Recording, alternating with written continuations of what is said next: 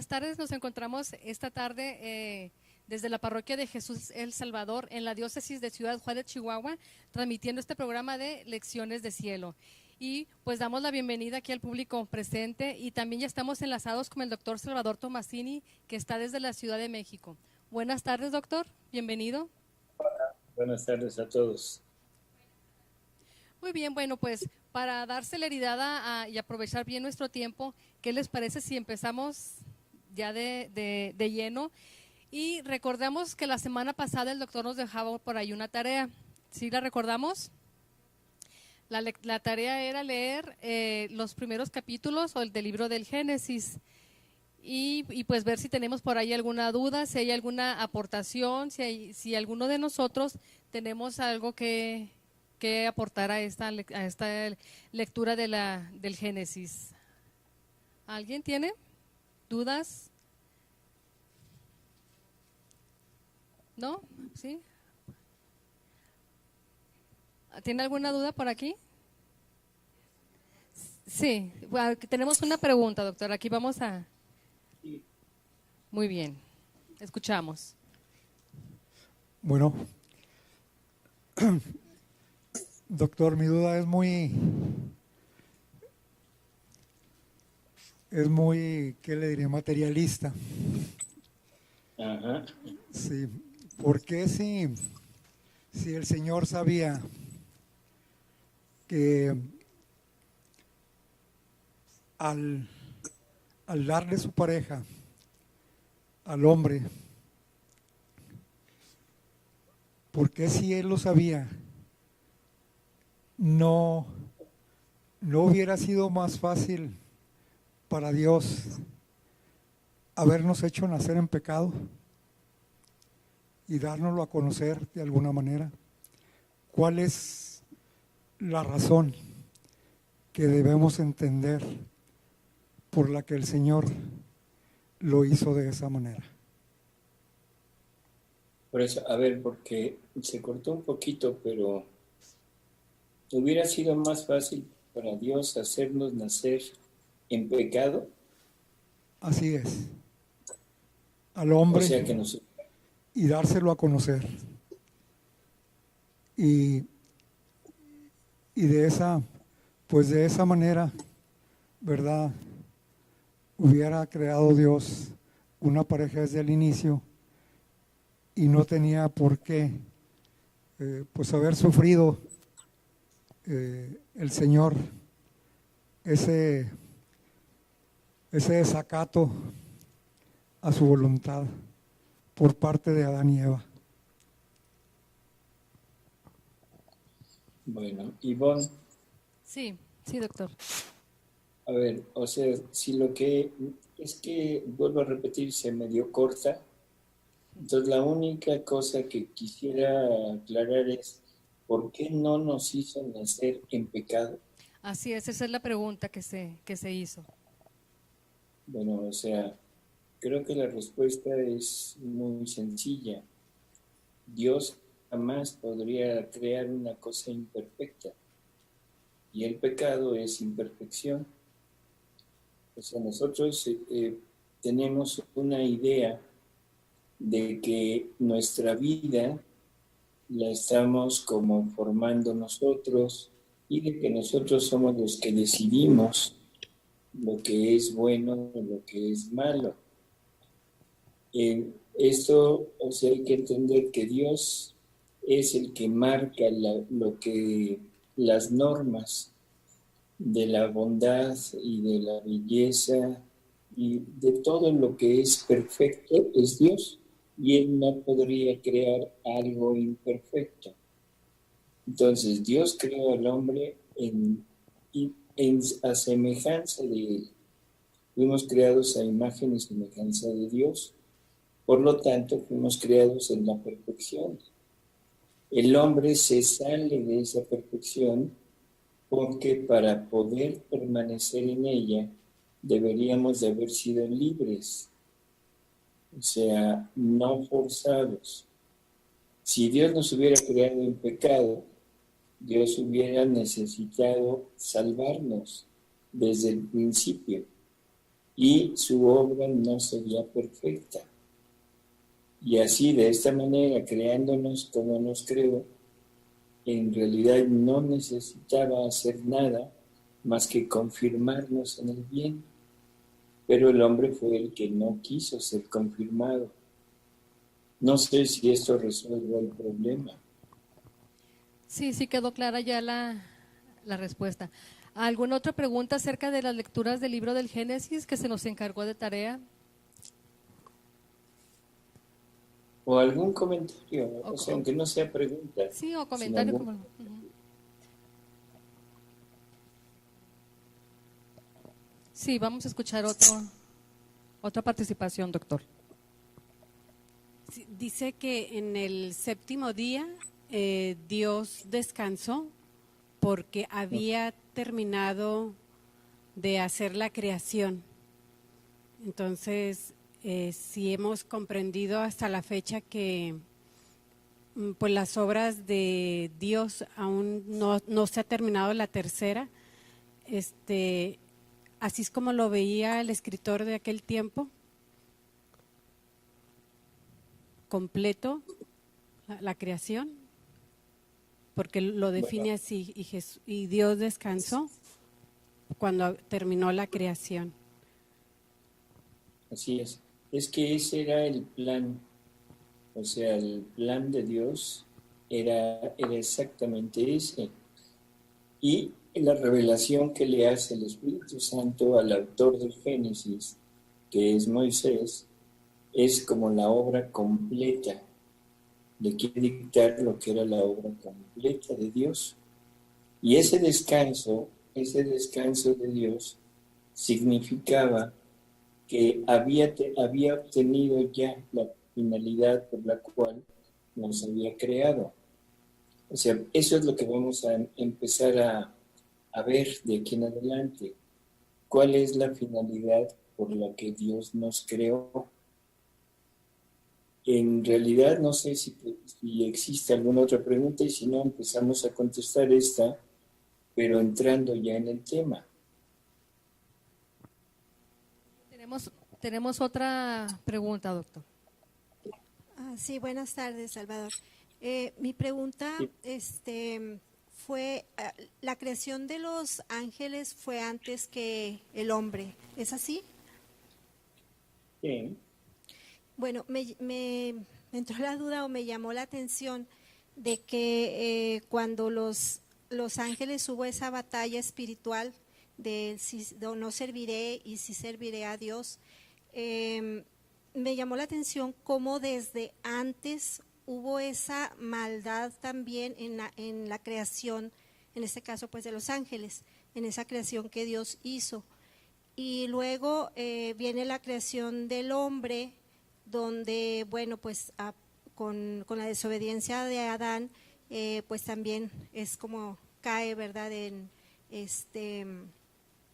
esa, pues se pierde lo que es la divina voluntad en el ser humano hasta ese momento. Entonces, pero sí se me hizo así como muy, o sea, no había caído en cuenta que antes que eso hubo ya también la maldad de los ángeles. Entonces, no sé, ¿qué hay ahí en toda esa explicación de dos maldades, digamos, ¿no? Una de la creación angélica y otra de la creación del hombre? Bueno, esto se relaciona con la pregunta anterior. Mire, Dios es la perfección. Dios, toda su creación, todo lo que Él crea, lo crea perfecto. Y todo lo que es creación material, o sea, lo que nosotros conocemos como el universo, como el reino animal, el reino vegetal y los ángeles, o sea, es algo, perdón, los ángeles no, sino nada más animal, material, vegetal y mineral. No tienen una razón, no son seres que estén destinados o que estén con la finalidad de llegar a habitar con Dios. Por lo tanto, Dios los crea, les pone leyes y todo sigue exactamente igual que cuando fue creado. Nada de lo creado se ha salido del plan original de Dios.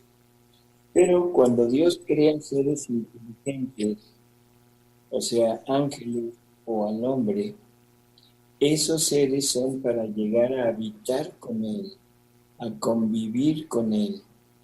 Por lo tanto, lo que Él desea es que sea una decisión libre, tanto de los ángeles como de los hombres, de permanecer con Él y de aceptar todo lo que Él nos quiere dar. Si no nos crea libres, entonces el problema es que no tendría realmente una compañía, sino se vería rodeado de robots, o sea, muñecos que no podrían hacer otra cosa más que hacer lo que Él quiere. Y eso no sería una obra digna de Dios. Dios es amor. Y lo que Dios quiere es entablar una relación de amor entre Él y sus criaturas. No es posible imaginar una relación de amor con un ser que no tiene libertad. Por lo tanto, tiene que tener esa prueba para que la criatura libremente decida vivir y servir a Dios, pero por su voluntad. Lo primero que Él crea, o sea, de estos seres, es a los ángeles. Pues los ángeles son seres inteligentes, seres destinados al servicio de Dios y que van a estar destinados al servicio de Dios en el cielo, pero también al servicio de Dios en el hombre. ¿Sí? O sea, el punto era que tenían que servir a la divinidad en el hombre. Esto también lo vamos a ver ahorita en un momento. Y ahí es en donde la soberbia, porque en todo lo creado existe ese humo de sentirse superior, la soberbia de algunos de los ángeles, encabezados por Luzbel, que era el ángel más bello, y no desea servir, no quiere servir, sino quiere ser servido. Entonces hay una rebelión, hay un tiempo en el cual Dios los pone a prueba, se rebelan, y cuando se termina el tiempo de la prueba, es cuando ya los ángeles que se rebelaron quedan como demonios y los ángeles buenos quedan como Dios los había creado. Y luego, en ese momento ya no tienen cabida en el cielo los que se rebelaron y son arrojados a la tierra para seguir con su pelea contra Dios a través de hombres, a través de nosotros. ¿De acuerdo? Esto va a quedar un poco más claro si empezamos a entrar ya en el tema, ¿sí? O sea, todo lo que vimos la vez pasada, se acordarán del Catecismo de la Iglesia Católica, en donde nos hablaba de que Dios nos quería participar de su naturaleza, de su ser, de su vida, de todos sus atributos.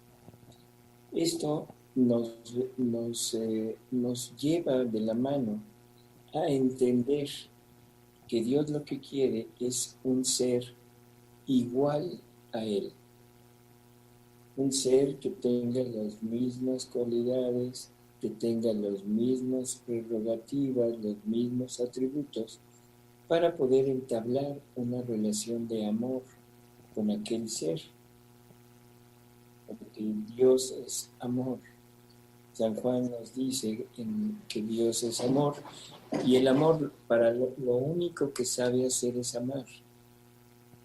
Entonces necesita amar, pero pues no está más que Dios. O sea, no hay nada más que Dios.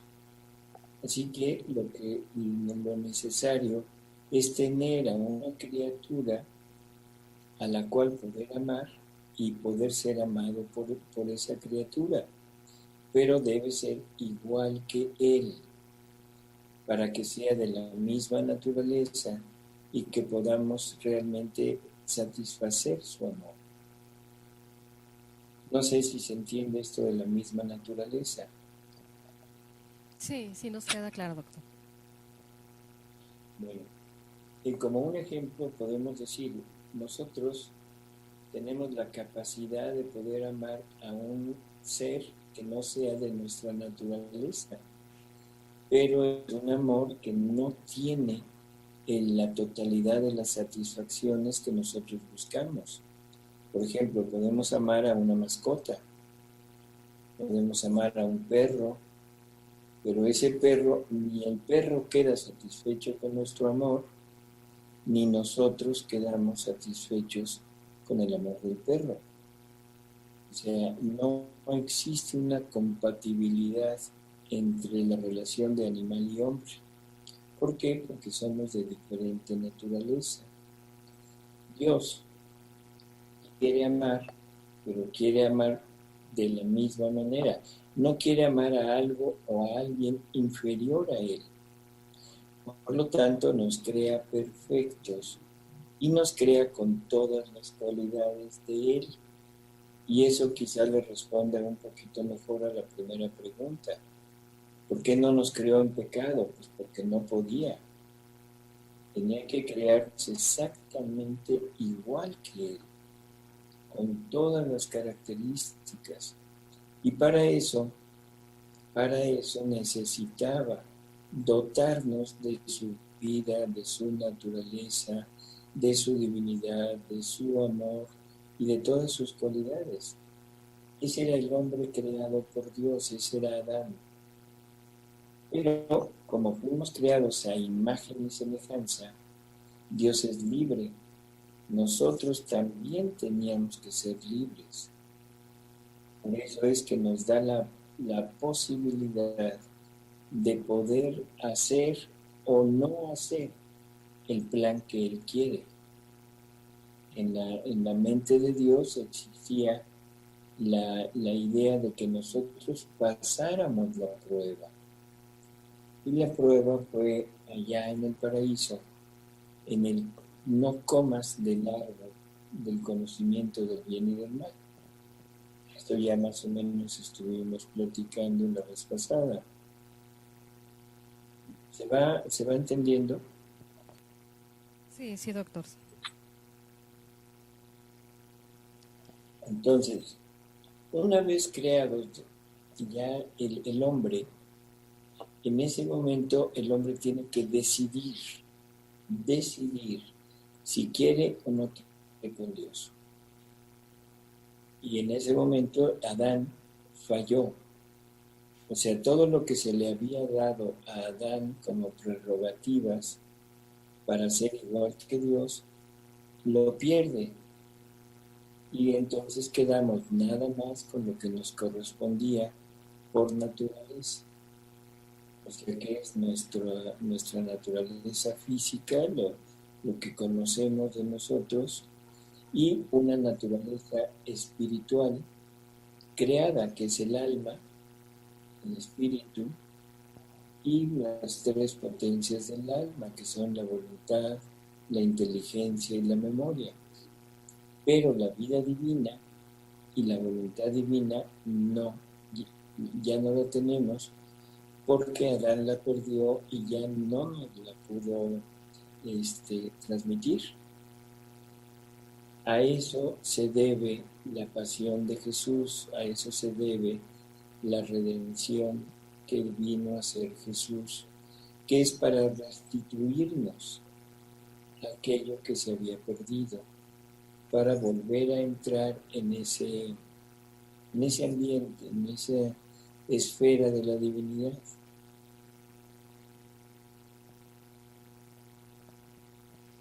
Muy bien, bueno, entonces parece que ya no hay preguntas y ya nos iríamos, doctor, directo a la lección 1.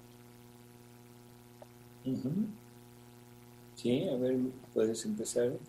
Muy bien, la dinámica sería ir leyendo la lección y el doctor intervendrá cuando él lo crea conveniente, y también se nos invita a que nosotros, si tenemos algún comentario, alguna duda, lo hagamos. Ahí tenemos el micrófono entre ustedes. Por favor, siéntanse en la confianza de preguntar, de participar para hacer esto de una manera más enriquecedora para todos. Retomando las últimas frases de nuestra introducción. Como vemos, lo que se nos propone es ni más ni menos que llegar a participar por medio de Jesús, de la naturaleza divina, porque así lo quiso nuestro Creador para lograr la finalidad delineada por su amor. El cómo nos lo deja indicado en la última cena, donde menciona, según San Juan, en oración a su Padre: yo en ellos, tú en mí, para que ellos sean uno con nosotros.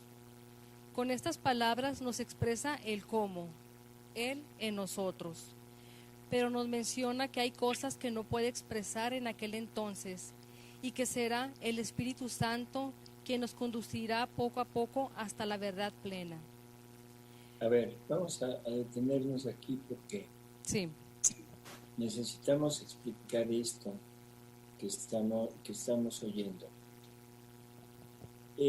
Cuando Dios crea al hombre, o sea, necesitaba, como dijimos hace un momento, comunicarle todo lo suyo, comunicarle su naturaleza, comunicarle su vida, su divinidad, en fin, todo lo que Dios tenía, necesitaba comunicárselo al hombre.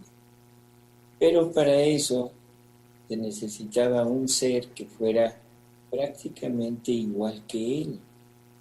Entonces no había mucha posibilidad, porque si Él nos crea a nosotros directamente, nosotros seríamos incapaces de poder tener todo aquello que Dios quería darnos. Y ahí está la necesidad de que Dios se convierta en hombre, porque el primer hombre creado es Jesús. Jesús, o sea, aunque vienen miles de años después, pero es el primogénito de toda la creación. Esto es lo que el apóstol San Pablo nos dice. Él en sus cartas nos pone, hablando de Jesús, nos dice que Él es el primogénito de toda la creación, que en Él fuimos creados, que en Él somos, que en Él existimos. O sea que en la mente de Dios estaba la decisión de que Él iba a volverse carne, iba a formarse una humanidad para Él, para que Él pudiera vivir en esa humanidad y fuera el modelo perfecto de lo que debería de ser el ser humano. Cuando esto sucede, Adán es creado, pero es creado a imagen de esa humanidad de Dios mismo.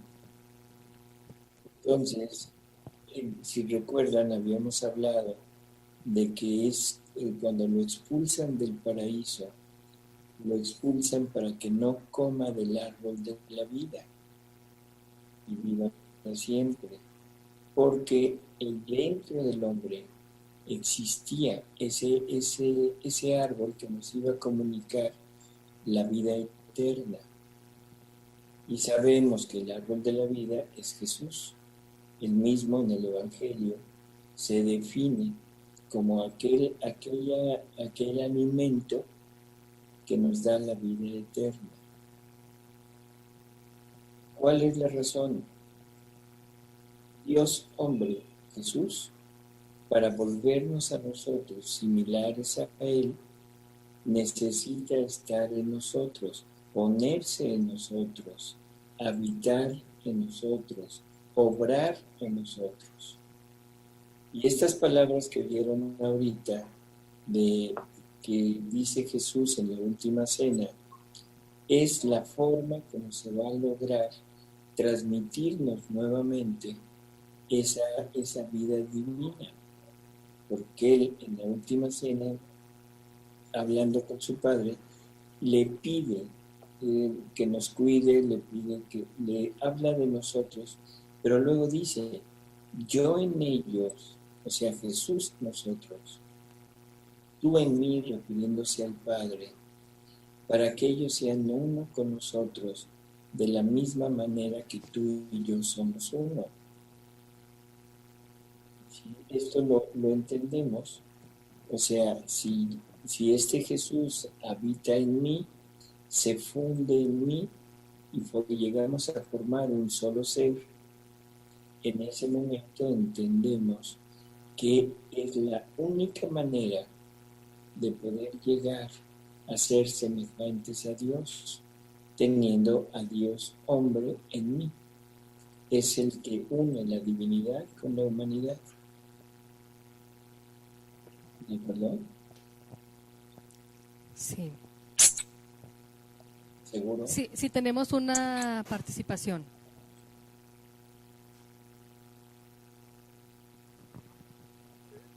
Bueno, doctor, usted ya lo ha repetido por ahí varias veces, lo de la soberbia de la naturaleza humana, o para que se oiga de otra manera, la falta de humildad del hombre, ¿verdad? Y la pregunta es para ubicarme un poco en el tiempo,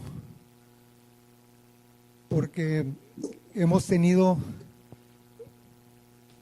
casi 100 papas desde hace 2000 años, hemos tenido una cantidad enorme de santos, hemos tenido igual de alguna manera cantidad enorme de profetas, pero ¿por qué hasta estos tiempos piensa usted que nuestro Señor nos está dando a conocer todo esto? Yo sé que es un plan de Él y a final de cuentas pues Él tiene razón, Él maneja sus tiempos, pero ¿por qué si ha habido tanta gente con un conocimiento inigualable en cuanto a espiritualidad, me refiero? ¿Por qué hasta estos tiempos se ha empezado a conocer y a dar? Que yo sé que usted tiene mucho tiempo en esto, ¿verdad? Pero no es muy poco en comparación con los 2000 años que han transcurrido, con tanta gente, tantas personas, con tanto conocimiento, tanta sabiduría y tanta espiritualidad. ¿Por qué si todos ellos, e incluso mucha gente de nuestros tiempos, entendemos que debe haber una formación integral del hombre, que por supuesto debe incluir el conocimiento y la espiritualidad para que esa formación sea integral? Y no se diga, para acabar de integrar, pues el conocimiento de Dios y por supuesto también la intervención del Espíritu Santo. Entonces, para ubicarme un poquito en todo esto, quisiera que me diera a conocer por qué piensa usted que ha sucedido así. Bueno, no es lo que yo piense. O sea, Jesús desde el Evangelio, ahí mismo en la última cena, o sea, está dando su despedida y ya había formado su iglesia, ya había escogido a los apóstoles, ya los había ordenado como sacerdotes, ya había incluso instituido la Eucaristía, o sea, acababa de instituirla, acababa de repartir su cuerpo, su sangre entre sus apóstoles. O sea, prácticamente ya estaba todo. Y de repente les dice, todavía tengo mucho que decirles, pero ahorita, en este momento, no pueden con ello. el Espíritu Santo, dice, el Espíritu los va a conducir poco a poco hasta la verdad plena, o sea, conocer totalmente todo el plan de Dios. ¿Qué quiere decir que no podemos con ello? O sea, si se fija, como usted dice, ha habido personas, grandes personajes en nuestra iglesia, grandes santos que han hecho maravillas, que han penetrado en el conocimiento de Dios, pero ninguno ha llegado a conocer la verdad plena. ¿Cuál es la verdad plena? Jesús. Jesús mismo se define como yo soy el camino, la verdad y la vida. Ninguno ha logrado entender o saber cómo actuaba la humanidad de Jesús unida a la divinidad de Jesús. Y eso es lo que hemos ido poco a poco conociendo. Pero tiene que ser un plan no un plan, sino tiene que ser un conocimiento que nos sea revelado. El hombre no puede penetrar en la mente de Dios. Ahora, todo lo que el hombre tenía y que lo perdió, le había sido dado gratuitamente. O sea, Dios se lo había dado gratis. Como el hombre lo pierde, ahora Dios ya no lo quiere dar gratuitamente, sino que quiere que el hombre vaya consiguiéndolo por medio de oraciones, por medio de actos santos, por medio de actos de santidad humana. Y eso es lo que se ha estado juntando poco a poco. Santidad humana, personas que se han entregado totalmente a Dios y sobre todo peticiones de que venga, de que sea restituido todo lo que el hombre perdió. Nosotros mismos, usted mismo, ha pedido que este reino se establezca. Cada vez que reza un Padre Nuestro, lo que estamos pidiendo como iglesia y como personas individuales es que venga ese reino. O sea, venga tu reino, hágase tu voluntad como en el cielo, así en la tierra. Es una petición tras otra, que van sumándose hasta lograr el número que Dios determinó que el hombre tenía que pedir. Y en el intervalo de esto, el hombre llegara a una madurez espiritual suficiente para entender esto que nos está revelando ahorita. O sea, ahorita, en este momento, necesitamos entender, necesitamos penetrar en el gran misterio del hombre Dios, que es Jesús. Necesitamos entender cómo es hombre y Dios, hombre y Dios al mismo tiempo, y cómo actúa el hombre junto con la divinidad para poder saber lo que nosotros debemos hacer. Porque no se trata nada más de conocer a Jesús, se trata de conocer lo que nosotros debemos ser. Y nosotros debemos ser otro Jesús. Así que el tiempo está determinado por Dios, está determinado por ese número de peticiones, ese número de actos santos que Él quería. ¿Por qué tantos o por qué pocos? Eso es cuestión de Dios. No sabemos.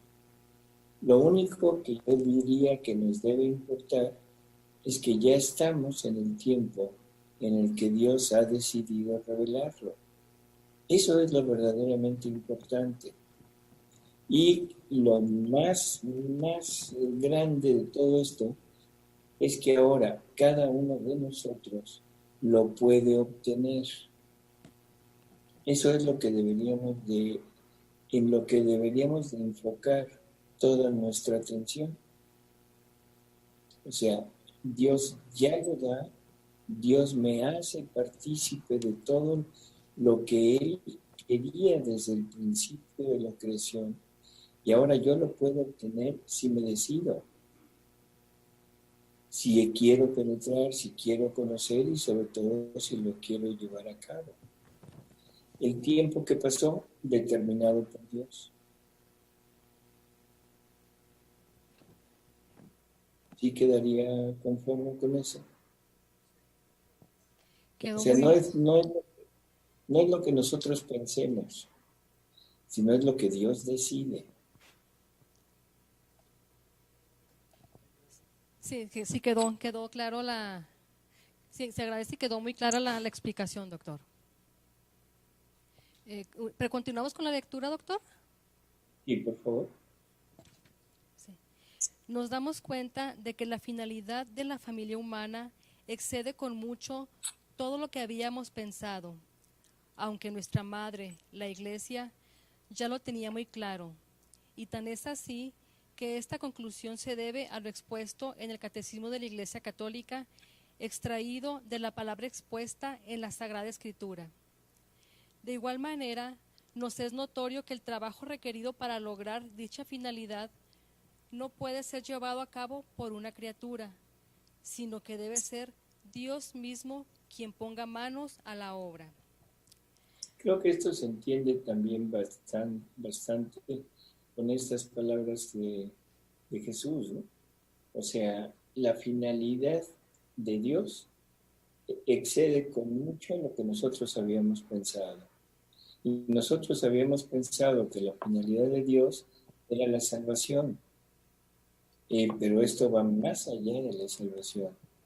La salvación es necesario porque necesitaba Jesús conseguir el perdón del Padre para que, una vez perdonados, pudiéramos acceder nuevamente a este conocimiento de ahorita para llegar a la verdadera finalidad, que es la unidad con Él, el identificarnos con Él.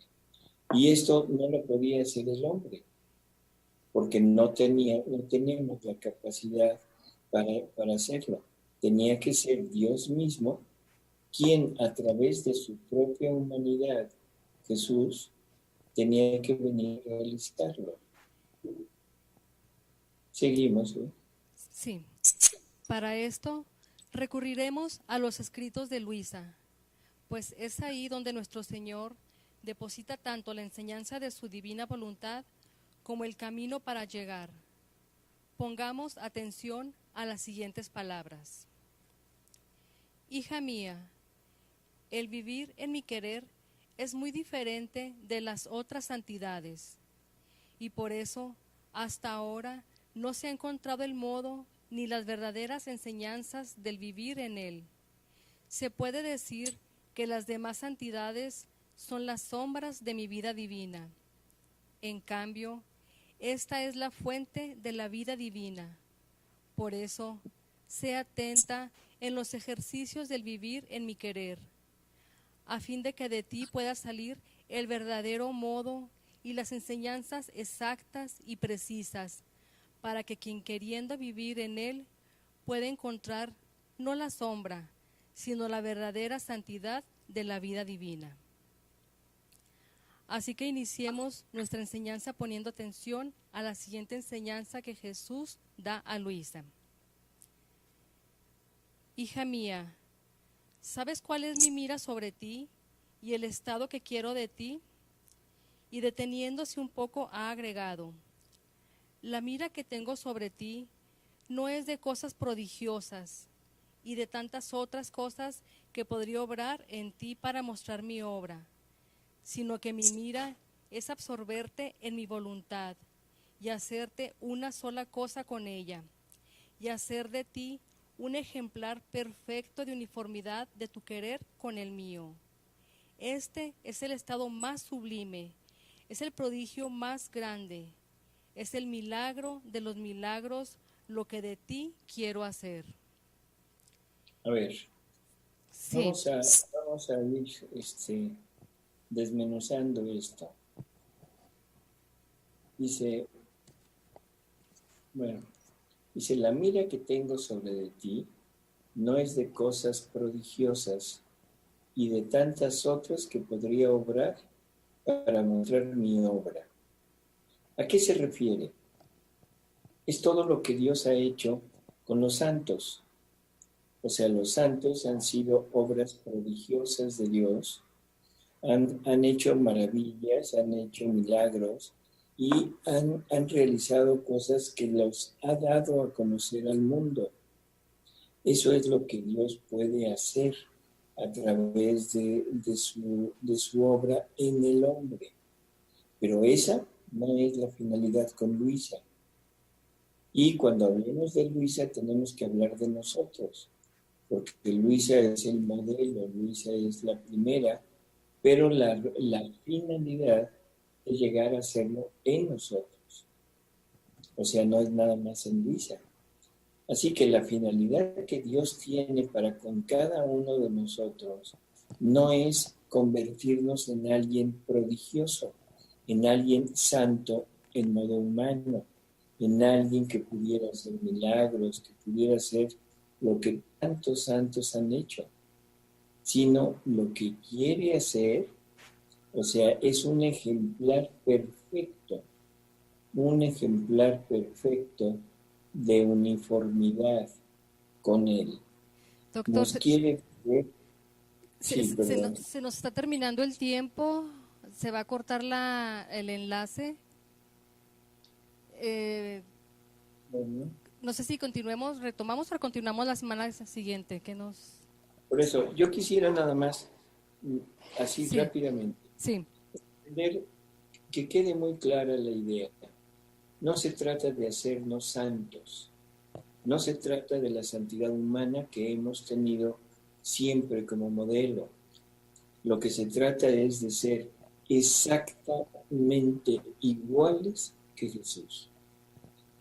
Ese es el punto. Y esto habría que reflexionarlo, habría que irlo entendiendo y, por favor, si pueden, repasar ahora sí, con esta idea, todo lo que habíamos hablado del catecismo. ¿Sí? Sobre todo el número 260 del catecismo, que es en donde queda marcada perfectamente la finalidad que Dios ha tenido para nosotros. Y pues bueno, nos escuchamos la próxima semana. muchísimas gracias, doctor. Ha sido un gusto estar compartiendo con usted estas enseñanzas divinas y pues nos queda ese gran pensamiento de que tenemos que llegar precisamente a ser iguales que Jesús. Y pues aquí Así también seguimos en ese pensamiento de llegar a la igualdad, a la estatura de Jesús y pues como tarea esa reflexión del Catecismo de la Iglesia Católica. Gracias, doctor. Bueno. Y nos escuchamos y nos vemos la siguiente semana. ¿Cómo no? Hasta luego. Hasta luego.